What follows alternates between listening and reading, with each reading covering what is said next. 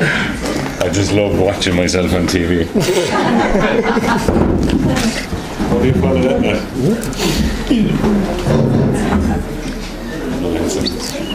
Okay, this is from a row ahead with her ladyship. So it's where? You're intolerable, she said. That's where you are now. Me? Intolerable? To get there, I don't know how. Well, then you're inflexible and you won't bend or change. So where's inflexible? For God's sake, now you're acting strange. And you're also in cahoots, she said. I heard you on the phone. Well, now if I'm in cahoots, then I can't be there on my own.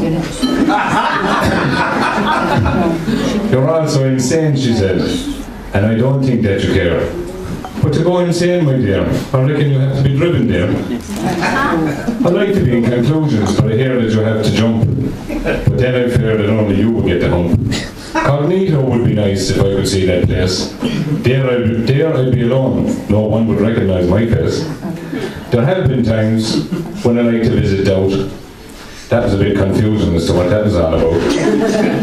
Being incapable was a very tiring time. But when I went back to inflexible, well, then everything was fine. I can't recall being incontinent, but I heard that place was hell. And apart from no one speaking to you, it appears there was a smell. I did like being insane though. I didn't have a lot to hide. It was easy though. Your family and your friends, they all gave me a ride.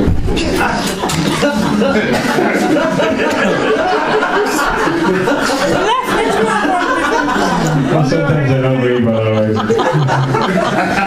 Well, where was I? Where was I? In Coventry, no one talking to me. They sent me to Coventry once, and I didn't need a lift. And while there no one spoke to me, they all had a mighty rift. So I went on a bus, jumping off at a place called Conclusions, until I read the sign which said, "You are in total confusion." While there, I made a friend who liked wearing cowboy boots. He cleared things up right away, and we headed back to In Cahoots. Intolerable wasn't far away from Cahoots, where I was at now.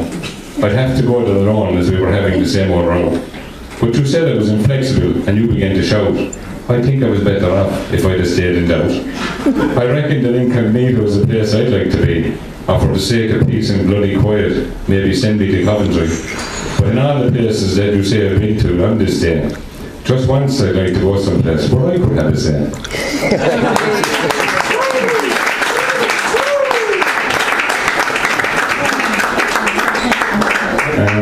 I wrote this about a friend of mine who died, and he asked me would I notice if he was gone, so I wrote down, anyone notice?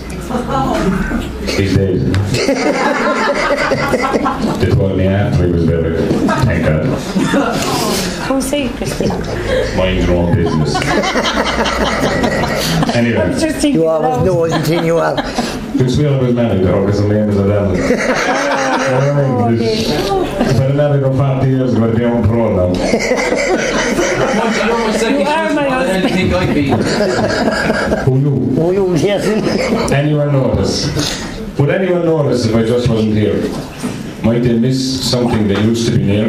And having missed it, would they really mind? Or would it be like one thing that you just can't find? Who would care if I just didn't bother? My name forgotten from one person to another. Is it really worth the time to think that someone cares whether I swim or sink? If I appear to be missing, would somebody look? Or am I a passing thought that time it took? A fleeting image of a smiling face that used to be there, but now an empty space. A stool or a chair just there on the floor. Bereft of presence, I would sit no more. And will it please you to look at that seat, knowing once sat there a strong heartbeat, and thought on words and deeds to ponder, but I felt it best to sit on that seat no longer. Could I be gone or lost in thought, with worries from which our life is fraught, having taken time in which to slumber? Would anyone call? Would they have my number? Recall some years later inside your head, an afterthought but long since dead. And how long before anyone would think it's changed? There's something missing, it seems to be strange. While sat here thinking, if I just wasn't here, I'd miss the things that I hold dear. And in missing things so dear to me, I'd hold them close, yet set them free. And would I behold that empty seat? I'll sit perhaps some friends to greet, and offer them time, a smile, a drink, and float with them, we'll never sink. Someone would notice and always take care. In death as in life, our memories held there. Thank you.